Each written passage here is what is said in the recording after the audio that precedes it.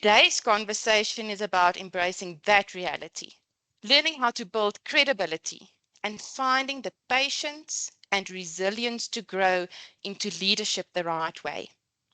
We are honored to be joined by Tiwonge Badze, a business leader who has built a career on purpose, perseverance, and people development. She'll be sharing personal insights and practical strategies for navigating the early stages of your career and positioning yourself for long-term success. We are also fortunate to have Claire Fincham from SAPIX, our valued project partner, with us.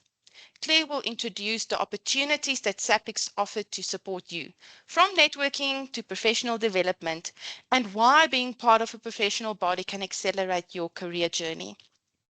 Throughout the session, we encourage you to share questions in the chat. We will address them in the Q&A session at the end.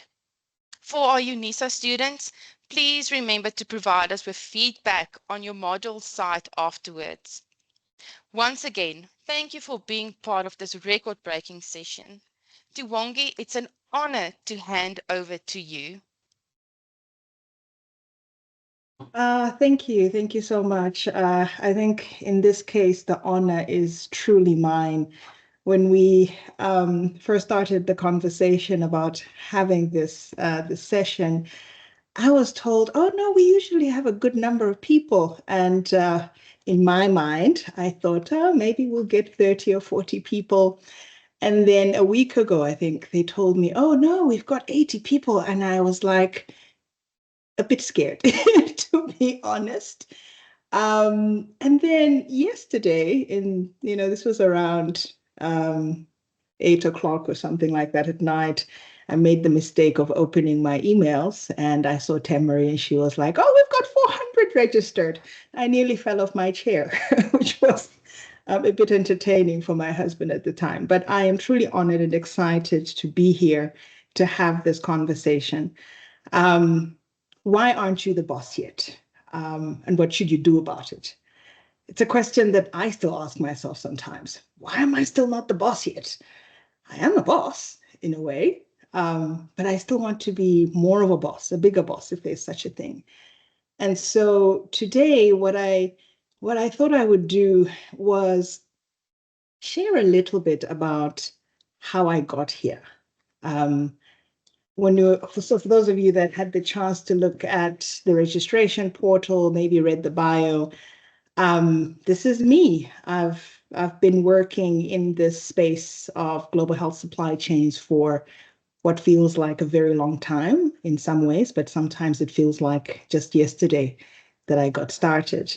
I've had the honor and the pleasure of working with people across several countries, a good number of them, a little over 10 direct work and a few others indirect. I've had the opportunity to speak to various audiences from students to professionals, and it's been a journey. And along the way, I think I've learned a lot of things. Some of them easy, and some of them not so easy. And I'm continuing to learn. So over the next couple of minutes, I'm going to share a couple of those things of what I learned along my journey of becoming Tiwonge. And so here we go. So in this room, the virtual room, I understand we have a lot of students, some graduates, people that are in the profession, and I'm really excited for you. And it reminded me of my time way back when. I will not say how many years ago. I try not to think about how long it's been, when I was getting my cap as a new graduate, new pharmacy graduate. Funny enough, for those that didn't know. And I felt so excited. I felt I was ready to take on the world. I had all this knowledge. I could break down at a molecular level how drugs worked. I could talk you through how to go about manufacturing a tablet in theory. And I now had the proof. I had the certificate that said that I am qualified, I am capable. I can do this. My knowledge is fresh. I'm ready to go.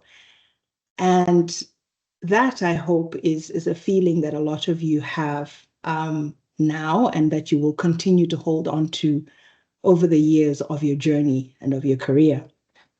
Because honestly, it's proof that you can learn. And that's why, in that picture there, shows a driving license certificate. It's proof that you're capable of learning.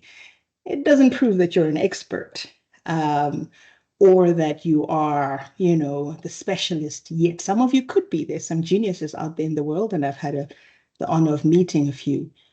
But it proves you can learn.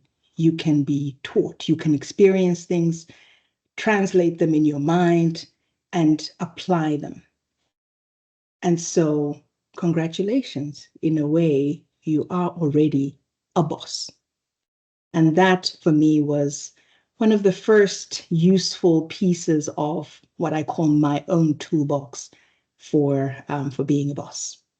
But there were a few other lessons that I learned along the way, and I thought I could share them by sharing a series of first times. And along this journey, I'll tell you a bit what I learned about myself on my first job. The time that I won a battle, but I thoroughly lost the war, which was sad, but very helpful. The time that I switched gears from being a pharmacist to now being in a room where I'm speaking to supply chain gurus. I got an invite earlier today on LinkedIn from a lady from Volvo Trucks, and she has such an impressive list of credentials on her portfolio.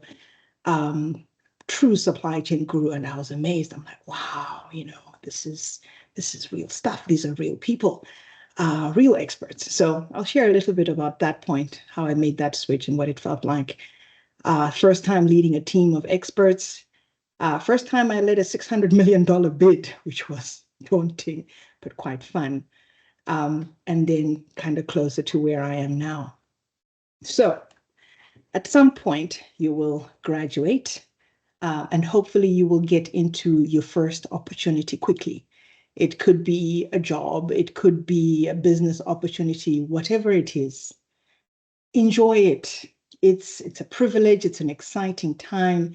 In most cases, you're at that stage where you've got hopefully fewer concerns, fewer responsibilities, and the world is truly your oyster. You can go in any direction that you want. When I graduated, I thought, oh, I will go and I will do my internship. I'll be working as a pharmacist. I didn't. My first job was as a healthcare market research analyst for an international market research firm called Frost & Sullivan in Cape Town. It allowed me to, yes, apply my pharmacy knowledge because I was looking at healthcare pharmaceutical markets, but I learned so much more about communication, about market research, about corporate strategy. And so grab every opportunity that you can to learn in that first job. It's all in your hands. You're not going to end up, most of you, in the places where you think you will end up. So be open to learning. Learn from people, from new opportunities, and sometimes from doing the grunt work. It's amazing what you can learn from that. And then fast forward a few years, I experienced failure, which, depending on how you look at it, it could have been considered a success. I considered it a bit of both. So let me tell you what happened. I had been assigned a job. I was in charge of monitoring evaluation, which in this space, I think you'd consider more performance management for a big project that was being implemented here in South Africa. And my responsibility was to work across 4 core teams and make sure that, one, we had clarity on what it is that they were doing, what their metrics were for measuring it, keep track of those metrics, and make sure that we were course correcting when needed, and sharing successes where we had them. Each one of those teams had their own leader, And one of the leaders was a much older man. So at this point, I'm in my 20s, full of knowledge, full of va-va-voom. I was ready to go. And I had all of this technical knowledge. I was very sharp. And I made sure that people knew it. And so my approach was speak up as much as possible, raise questions as much as possible about what was going on. And mostly it worked. I got my point across. I got that respect for knowing my stuff. I was known as that one that would ask the difficult questions in rooms sometimes. But at the same time, I lost an opportunity to establish a trusted relationship with a gatekeeper, one of the team leads. He was an older man. So I was in my 20s. He was well into his late 50s. He'd been in this career for a long time. And I remember he called me into his office one day and he was livid because he felt I had undermined him in front of people. I, needed to know that, he also had experience. He also had all these qualifications, and that I just needed to learn my place. Now, at the time, I thought this man is just intimidated by me, of course. And so I fought my way through, but in as much as, like I said, I won one battle in that I got my point across, I was never really able to establish a relationship with this particular leader who would have allowed, which would have then created an opportunity to do more with his team, to succeed together. And so that was one of the other lessons that I learned fairly early, that we are going to fail. I am going to fail. And I have failed a whole lot more times since that time. And it's terrible. It's a painful thing to go through, but it's also essential. Because if I had not failed in establishing that relationship with that particular leader, I wouldn't now have been a lot more focused about taking the time to read the entire room when dealing with a particular situation, getting to understand what the needs are of different stakeholders, what they're interested in, and investing the time in building those trusted relationships, because that's the only way that you can actually do more and not do things by yourself. The other part of it was to remember to see the big picture. At that time, I was so focused in my own little space about, showing that I knew what was going on and how things could be done. The bigger picture was we needed to succeed as an organization and be able to show our successes and how we measured the work. And to do that, I needed to partner. So those were two lessons that I learned from that particular aspect of my journey. Moving forward a few years, so I worked on that project for about 5, almost 6 years. And then I got a new opportunity to switch gears and put behind most of my pharmacist, kind of public health specialist focus and shift to something that was different. I had gotten an opportunity to lead the supply chain investments that were being done by the US government, so through USAID, which was one of the agencies which got shut down earlier this year. And I was going to be responsible for managing nearly $40 million worth of investments that were being made through different organizations. And that would entail dealing with industry experts, and I mean like real movers and shakers in this space.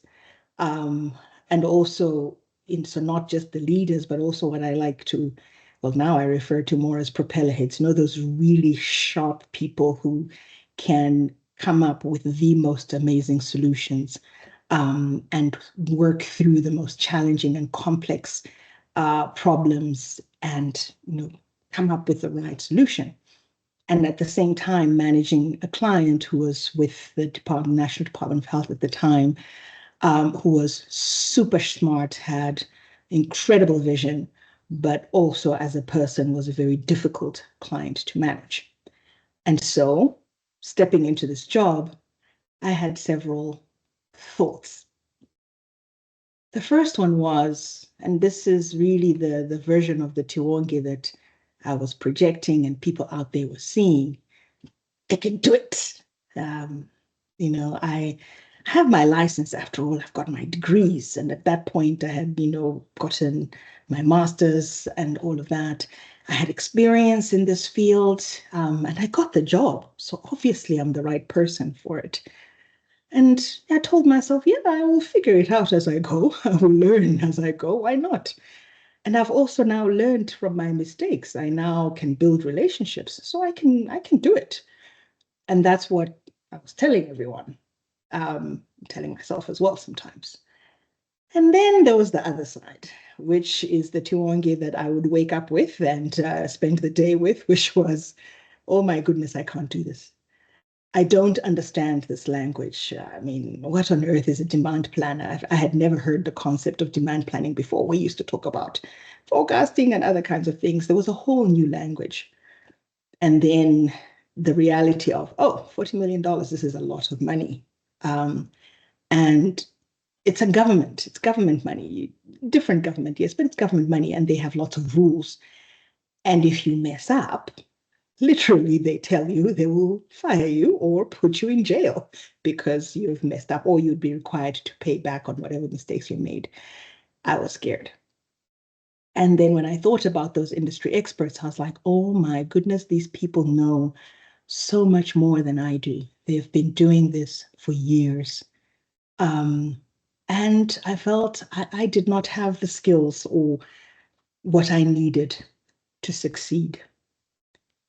I'm curious if you guys have any thoughts about which of these two buckets, if you were to look at the top part, which was the Tiwonge that I was projecting, and the bottom part, which was the Tiwonge that I lived with, which one do you think was more useful for me to focus on? I'm going to give you 30 seconds to put A for the top one or B for the second one in the chat quickly. I'll just look at the first few while I switch off my camera because I understand bandwidth is a challenge. So I'm seeing a lot of people putting in A. And a few that are saying B, but that's interesting. A few more Bs have come through. That's fascinating. Thank you. Thank you so much for those comments. So in the beginning, when I was starting, my focus was, I have to focus on the A. I have to keep projecting all of these things. And, if you fake it enough, yes, you can believe it. What I learned after having done the job successfully for a few years was that I needed to actually be honest and clear and focused on both. I needed to trust that I had what it takes to do this. But I also needed to realize that there was room for growth. And it's important because if you don't see clearly and very practically what is on, what you've got already and what you need to get, what else you need to add in your toolkit, you won't invest what's needed to actually do it, to develop yourself. But more importantly, the one lesson I learned was I needed to be the master of my inner voice first. I like to think of it as the battle between my ears. Whenever I start something new, and this is something that has remained with me up to now. I mean, when I was preparing this talk, I had the same challenge, and I have to overcome my inner challenge where I think about all of those negative things, challenging self-talk. We do this a lot. Oh, I can't do it. Oh, what will they think about me? Oh, what will they say? It's a fact. It's there. It's real. But you need to recognize it and overcome it and develop the tools that you need to overcome it. Be clear about how you're going to do it, and be disciplined about it and celebrate where you actually, manage to achieve. And and be realistic about where you don't manage to achieve it and build from it. The second thing that I learned during this time, now remember I mentioned I was working with a whole lot of experts, sharp people that I respect. And I remember one day I was speaking to my boss at the time. His name was Derek. He was one of those people that I respected, and he always seemed to have the right thing to say in a room. He always sounded so smart. And it was something that I kind of, got challenged with at this point because it was a new space. It was complex. So I went into his office and I said, Derek, I want to learn how you do this. I want to learn how you always seem to have the right thing to say. And he was like, Tiwonge, the one thing you need to get comfortable with is that you're not always going to be the smartest person in the room, and it's okay. In fact, it's a good thing. And so he was making that point really about speak up, say what you're thinking, say what ideas you have, speak them up. Sometimes, and a good number of times, they will be very dumb. It's true, it's part of it. But there will also be those times, and it will be more and more as you grow, that you will be voicing really important things, really valid things that are needed to actually get to solutions. So speak up. Trust that you're not the sharpest person in the room, and it's okay. Embrace it. It allows you to grow because you will be listening to people who have different opinions, different perspectives, different ways of solving problems. And in doing that, you need to also keep focus on the big picture, the impact. Because by doing that, you realize that you need to create space for the experts to do what they need to do best so that you can get the solution that you need. But in the midst of it all, remember your own worth. Don't be silenced. Bring your best self to each situation so that as a team, you can actually get things done. Use your license, use the degree, use the qualifications, and keep graduating. I say keep graduating because the reality is the things that you learn now are amazing and fantastic. In about 3-4 years, you will have forgotten more than half of them, not because they're not there, but you will use different skills. You will learn different things as you go along. And so use your license to learn. Like I said, your degree says you can learn, you're teachable, so use it. Relearn, learn the language in whatever space you find yourself in, learn the culture. Make the investments again and again. Right now, you are investing time in studying, in pulling all-nighters to prepare exams. I never used to be good at all-nighters. I'm still not. But you make an investment in terms of time and money. You're going to need to keep doing that at every stage of your career. You should not stop learning. I was challenged by my mother, who is well into her 70s now, well, way past 75. And she got her master's degree. In fact, it was her second master's degree when she was in her late 60s. And she would always say to us, guys, I'm not doing this because I want to change careers or anything. I'm doing this to prove to you that learning never ends. It never ends. And so you have to keep developing yourself. You have to keep investing in yourself. And also in doing that, you have to be real with yourself, be vulnerable, because there's so many people out there that you can learn from, but you won't be able to learn from them if you're not vulnerable enough to accept the fact that there's a lot of stuff that you don't know. And with each step of the journey, it's just a renewal of that, learning, relearning, being vulnerable. And you keep graduating to new skills. And so far, that is what I had learned. You keep graduating. You fail, it's important. Be your own boss and be comfortable with the fact that you're not the sharpest tool in the toolbox. It's a good thing. And then time moved on, and I left the US government and I joined an organization called Village Reach. And this brought for me a new challenge because for the first time, I was leading a team of people that were in different places, different countries. So at the time, I was leading a team that was based, there were 5, 6 of us in the team. I was here in South Africa.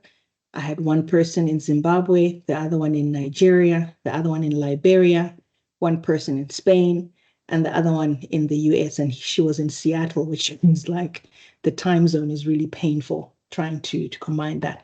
That was the one side of the challenge.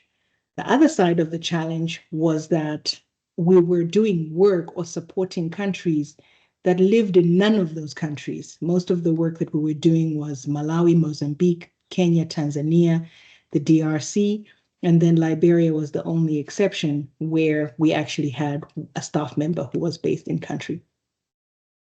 And once again, I had the very same issues.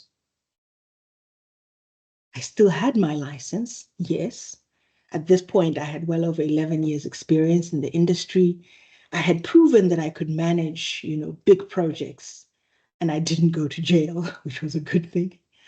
I had proven and learned that I can build relationships, and I did figure things out as I went, and I learned as I went. But once again, I was worried. Oh, I don't know how to do work in all these countries. I had never done it before. A lot of these countries were francophone, so they spoke French. And I was like, how is it going to work? Um, Once again, I was dealing with different kinds of experts. And when I first started, I think it was about 3, 4 weeks in, Tapiwa, who was my supervisor at the time, told me, "Oh, I need you to take over this project where we're procuring and delivering PPE, so personal protective equipment, to 18 countries in Africa, focusing on community healthcare workers who were like at the last service delivery end of the supply chain in these countries." And my reaction was, "Oh my goodness, how will I do that?" And this was in the middle of COVID. But if you look at the pictures there, in as much as the issues were different, the feelings, the tools, most of them were the same. I was still afraid and overwhelmed, and I still had to overcome. I had to be my own boss and step up and show up and do the best that I could and learn and relearn so that I could actually fulfill my plan to show up for this particular challenge in a way that was useful. But the biggest lesson that I went there was about how to lead this team of experts. And there were a few lessons that I learned coming out of that. I had to do it my way.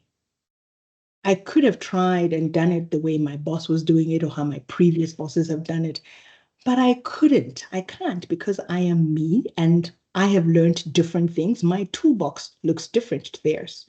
So the first thing, learn, figure out what your way is, embrace your uniqueness. I'd always be intimidated by these people who would come up and talk to me and they'd be quoting books. Oh, I've read this book and there was this quote in there. And I'd sit there and be like, oh, this is so amazing. The reality is, I really hate reading strategy books. I find them very boring. And so it's hard for me to learn that way. But I can learn by engaging with people. I need to hear things. I need to see things in action, and those things stick in my mind. So these days, I learn by making sure that I'm having conversations with people that I know I can learn from. I spend a lot of time watching YouTube videos about everything from how they manufacture cars to how they build submarines, because that is how I learn. I recover my own way. When things get tough, we all have our own ways of coping. I spoke to a guy once. His name was Trip, or his name is Trip. He's still alive. And we were talking about how he dealt with a very challenging time in his career. And he told me, oh no, I came up with, a way of doing things that I would wake up every day at 5 o'clock in the morning and I would go swim in the ocean. He lives in Cape Town, so we're talking about the Atlantic Ocean here. It's cold. It's also 5 a.m. I mean, I am not going to wake up and go swimming anywhere at 5 a.m. because I swim in the shallow end of a pool on a good day. But my way of recovering is different. I like taking long walks. I play golf. I read books, not the serious ones, the fictional kind of books. That is how I recover from stress. That is how I recharge. And I also learned that you inspire and empower your teams your way. I work best, I am most effective when I'm engaging with a team member one-on-one and I'm getting to know them, understanding their interests, so that when I'm managing a team, and usually I work best with a team of 4 to 5, I can bring hopefully opportunities for each of the individuals based on how I understand them, what's good for them, where they struggle, where they want to go. That's my way. You need to figure out your way so you can lead authentically. People trust authentic leadership a lot more because they know what they can get from you. They know that you can be reliable in doing that.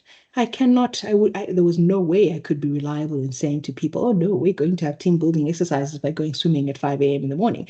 No way was that going to work. But I needed to be authentic my way. And then the most recent challenge, so this was last year.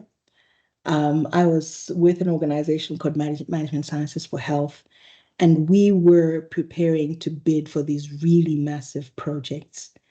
There were 3 of them at the time. Each one had a dedicated team of about 15 people, 15 experts in each team preparing for these bids. They were mammoth bids.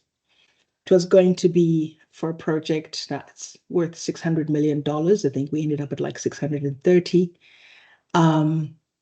And it would have been spanning 10 years, 17 countries, and 23 functional areas. In the supply chain space, there were 11 functional areas that we were looking at. The pharmaceutical management section, which is the more kind of clinical side of things, there were an additional 10 odd, and then there were a few cross-cutting. And my job was to make sure that we, developed a technical strategy that, could win us this bid. And once again, as you can imagine, I went through my usual rigmarole of, oh my goodness, I can't do this and all of that. But the point is, it becomes easier the more you do things. You apply the lessons that you've learned, you apply them differently, and you build on them. And as you grow and use your toolbox, you can actually achieve more complex, more challenging, you can overcome more challenging things. So the good news is for this particular one, we managed to submit what we all felt was an amazing bid. It was a total of about 200 pages long. We spent months on this thing, and then we successfully submitted it. Unfortunately, it was a bid that was going to be funded by the US government as part of their foreign aid work. And as you know, earlier this year, Trump happened, and all of these projects were canceled. So I never got to find out whether we won this particular one.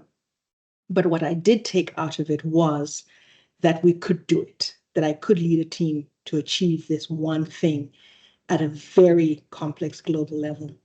And I learned some additional lessons that I didn't have to walk alone, and you must never walk alone. My husband is a Liverpool fan, Liverpool, the football club, and they have their motto, I think it goes, you will never walk alone. They've got a song that goes with it. And my spin on that is you must not walk alone. Use the partnerships, whether it be at an organizational level or at an individual level. Leverage the skills that different organizations bring so that you actually end up with more than just the sum of the 2 parts. So that's what that 1 + 1 = 3 means. Teamwork. I mentioned earlier that in the previous role that I took on, I was, at that point, I had 11 years of experience. But if I looked at the team, what we brought to any issue was more than 75 years of experience in various countries, in various sectors. So that made us a really solid, competitive machine when it came to doing work. Lean on the giants. There are people who have been doing amazing work that have also failed and succeeded equally over the years. Lean on them, learn from them, allow them to mentor you and coach you. Claire, I think, is going to talk hopefully about some of the things that are available from SAPICS. One of them is this network of mentors. Use them, learn from them, use everything in your toolbox. I've been talking about my toolbox, like I said, what I learned along my journey, which are these things. And these are just a few of them because, well, we only had about 35 minutes, of which I've now got, I think, 4 left. But the point is, as you go along, you pick up things that you add to your toolbox, some of which you're going to keep, some of which you really should throw away, like the bad lessons and, you know, some of the failures that you've learned, but keep the good aspects of it. Don't throw everything away. Keep the elements that are important to help you in your journey going forward. And your toolbox is going to look different to your neighbor's toolbox, and it should look different, so that, you know, when you're presenting and you're showing up as a team, whatever team you end up in, you bring your value. And when you're showing up for these different things, use everything in your toolbox. Use it in a targeted way, but use everything that you have learned. And so to end off, we started off by saying, well, I was hoping to share a little bit about how I got here. And this is basically that through various experiences of starting out and, you know, getting my license to learn, I have failed, I have dealt with, you know, overwhelming, challenging, scary situations, and I have learned, and I'm continuing to learn, to be my own boss in different scenarios. And I am continuing to step up to, you know, to different challenges, different opportunities. And I'm, you know, planning to continue doing that, to build on my brand, which is what you see there on your right, and keep growing. So thank you so much for having given me this chance to be part, hopefully, of your journey. And I hope it has been helpful, and it will be helpful. And I wish you all the best as you continue to build on your own authentic, unique toolbox that's going to make up your career and your successes. And so on that note, I am going to hand over to Claire, who's going to share a bit more about SAPICS. Thanks. Thanks, Tiwonge. What a great presentation, and very useful for people who have been in the workplace for a while too. So thank you for your inspiration. Thank you for being a great supporter of SAPICS and supporting this initiative with UNISA, and you've done such amazing work in saving people's lives and contributing to people's health. It's just phenomenal, and I'm glad that I know you. I hope you can all hear me, and I hope you can also see my slides in a few minutes. There we go. Could I just have a thumbs up from someone that everything's in order?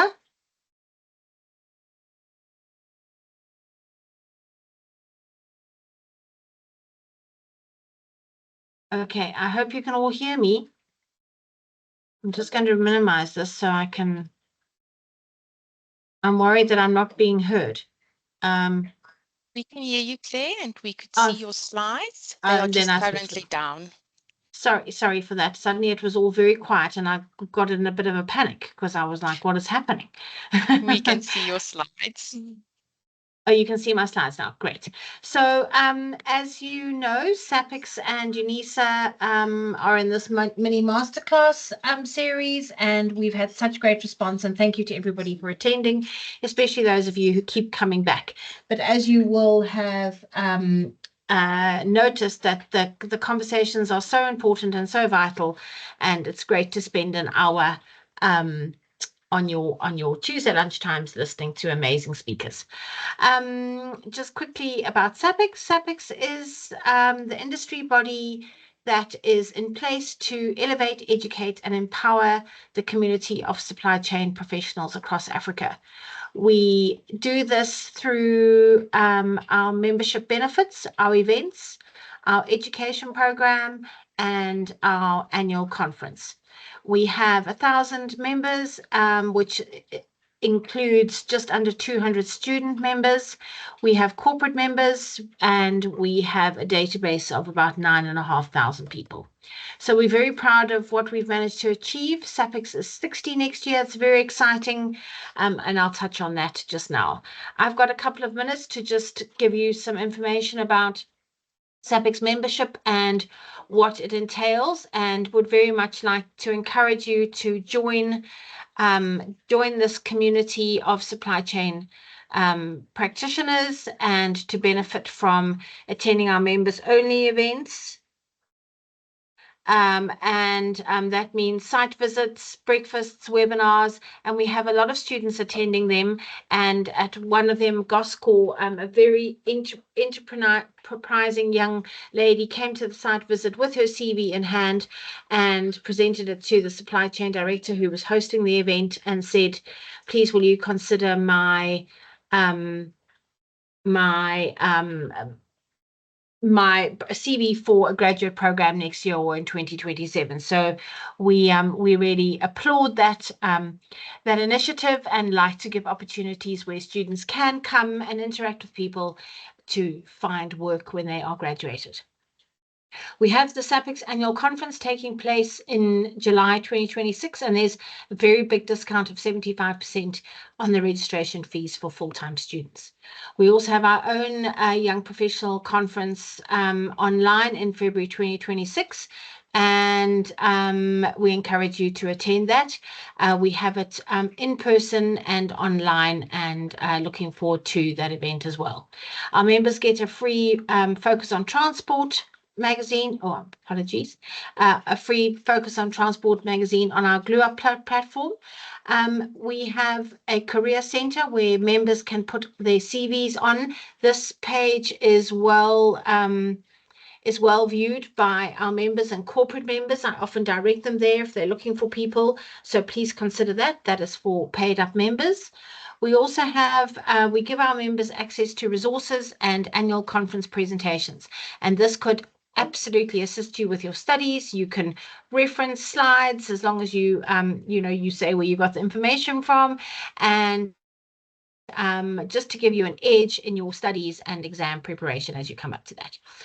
So talking about that, we have the community of practice, which we are developing. So when you are a member, you will be able to go onto a page and type in lean methodology, and any presentations that have been prepared at our conference and at our webinars that are related to lean management, for example, or lean technology, will come up on that. So that should be in place by the end of the year. As Tiwonge mentioned, we have a phenomenal SAPEX mentorship program. We've got just under 40 members on our program, and those are eligible for members to connect with. You connect with the potential mentor on LinkedIn, and then you arrange your chats with them. And I believe that everybody needs to be mentored or be a mentee, and it is a great program, and we are very proud of it.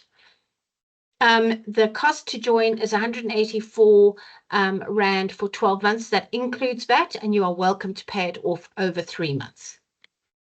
Some of the events we have coming up tomorrow for the rest of the week, we are at LeaderX, and it's free to attend if you use this code. If you want to come and have a look tomorrow, if you've got some time, it's at the Sandton Convention Centre in Johannesburg. It's free. If you use this code, you can find potential people to work for, listen to some interesting talks, and come and visit us at the SAPEX stand. We also have a member information session on this day, and this is on our website as well. So if you want to know more about what we offer at SAPEX membership, you can attend this. We like to expand ourselves outside the borders, so we have an event in Botswana. We run a Train the Trainer workshop, and we have a golf day at the end of November. I'll just keep the slide up for 1 or 2 minutes. If you would like to take a photo of the QR code, that will take you directly to the page. And hopefully some of you will join. We do get a lot of traction out of these events, and just great to be able to share the good work that SAPEX does. I have put that in the chat as well, but you can find more information on the events that we've had on our YouTube channel, as well as resources on this page that may just help you with studying. Last month, we got a really nice testimonial from somebody who attended, who understood, listening to Jonathan, who is one of our SAPEX board members, and how he has grown in his career coming through the ranks and being able to end up by being the fleet manager of a cash movement company, and being a SAPEX board member and speaking at conferences. And this student was able to recognize that being part of the SAPEX community is actually really important, and we strongly recommend that you join early on in your career. You list it on your CV, and this really will help you. Please follow SAPEX on LinkedIn if you're not already doing that, and you will get a lot of information on what we do. We also have Facebook and X. So that's that. Thank you very much to UNISA for the opportunity. Again, I will just put my camera on to wave so you can see I'm not a robot. But thank you, everybody, for your amazing participation and all the work behind the scenes. And because I know it's a lot of work for the UNISA team, and we're very grateful. I'm going to hand over to Letitia, and she will manage the question and answer session. Thank you, everybody. Thanks for listening to me. Thank you, Claire, and thank you very much, Tiwonge, for your excellent presentations. I see that we only have a few questions because your presentations were absolutely wonderful. So thank you for that. First question that we have, Tiwonge, is for you. Somebody asked, you spoke about how failure showed you the need to read the room. What are the key signs or signals you now pay attention to in a team setting? Thanks for that. I would say, so when I say read the room, in my mind, the room can be in very different levels. If, for instance, I'm starting up a new project, when I think of reading the room, it's really about understanding who the stakeholders are. There'll be those that want the same things you do, and they want to succeed with you. There will be those who are not so much with you. Maybe what you want to achieve goes against what it is that they want to achieve, and your priorities are different, but they're still a stakeholder, and so you need to be aware of them. And so reading the room can start by mapping your stakeholders, understanding who they are, and then being intentional about coming up with a strategy for how you will engage with each one of them.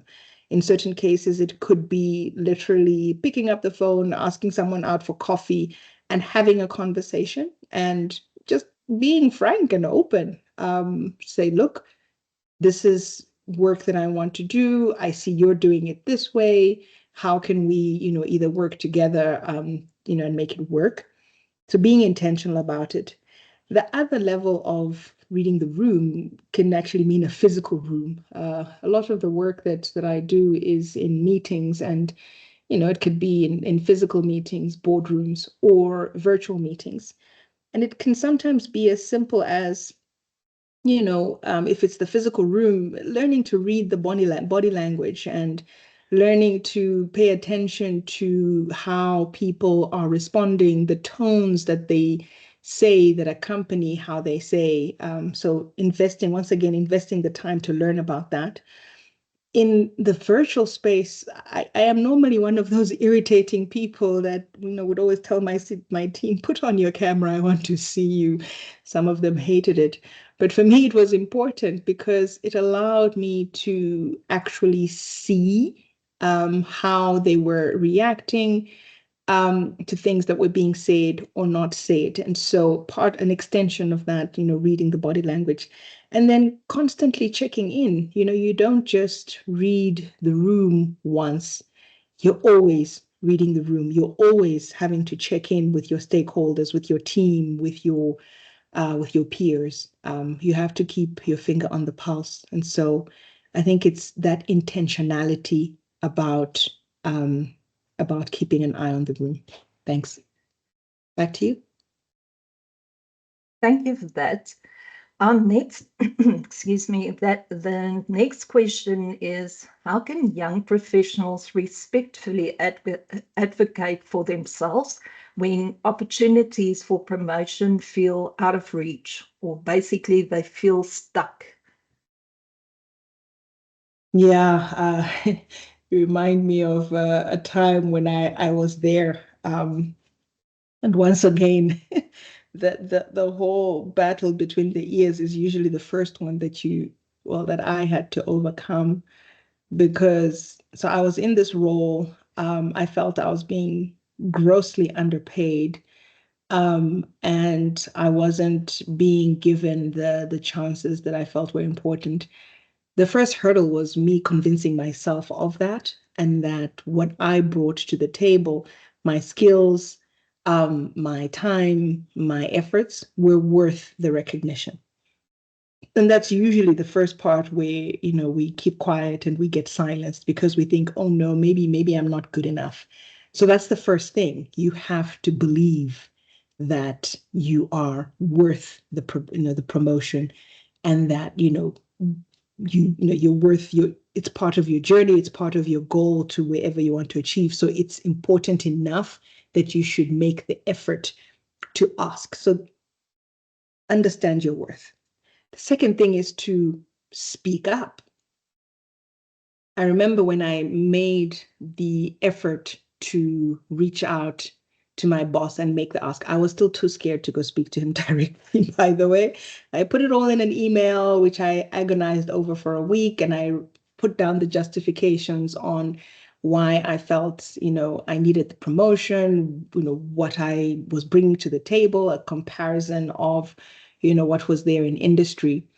And, in this particular case, it worked out. And the answer was a yes. Yes, they had to delay it for like 3 to 6 months for the admin side of things. But I got my promotion, which was great. And so, 1, trust my own value. 2, speak up. And then 3, and this is usually handy when, the answer is a no. So there was another instance where I put up my hand for an opportunity and it did not work out so well. And at the time I was told it was because I didn't have a certain type of experience to be able to take it on. It was a more managerial role. At that time, I hadn't led teams. And so I could have gone ahead and sulked and whatnot, but eventually what I ended up doing was being intentional about putting up my hand for volunteering for projects that allowed me to show some kind of learning, because I couldn't actually manage directly. Like, so my CV wasn't saying I was a supervisor, but I was taking up initiatives where I was in charge of a team and things like that. And in as much as it did not lead to a promotion with that organization, it did allow me to be able to upsell my abilities to lead when I then looked for my next opportunity, because then I could highlight the fact that, yes, I had not actually had the chance to directly lead teams, but look at all of these initiatives and projects that I was doing, which I was being intentional about developing my ability to supervise teams. So putting up your hand for opportunities that allow you to develop the skills that you need for your promotion, speak up. But the fundamental is to actually trust and know your own worth. Thank you. Thank you very much. I think you've addressed all the other questions that were posted in your answers now. So I will hand back to Dr. Tiwonge for her closing remarks. Thank you so much for an excellent presentation, both to you, Tiwonge, and also to Claire. We really appreciate your time and for the excellent work that you did today. Thank you so much, Tiwonge, for sharing your time, your insights, and your experiences with us today. Your message about patience and perseverance and building credibility step by step is so valuable. Claire, thank you again for showing us the importance and value of belonging to a professional body such as SAPICS. On behalf of myself, Dr. Sleber, my co-host, Ms. Malcantono, the UNISA Supply Chain Section, and our partners at SAPICS, thank you to everyone who attended today's session. We hope you leave the session inspired, encouraged, and ready to persevere as you take your next steps in your career. Our next MiniMaster class is scheduled for the 2nd of October, titled Assertiveness: How Can You Stand Your Ground Without Burning Bridges? The invitation and the registration link for the class are available in the chat. If you want to rewatch any of our MiniMaster classes, please visit our YouTube channel, the link to which is also available in the chat. That being said, we are looking forward to seeing you at our next MiniMaster class. We wish you a great day. Thank you.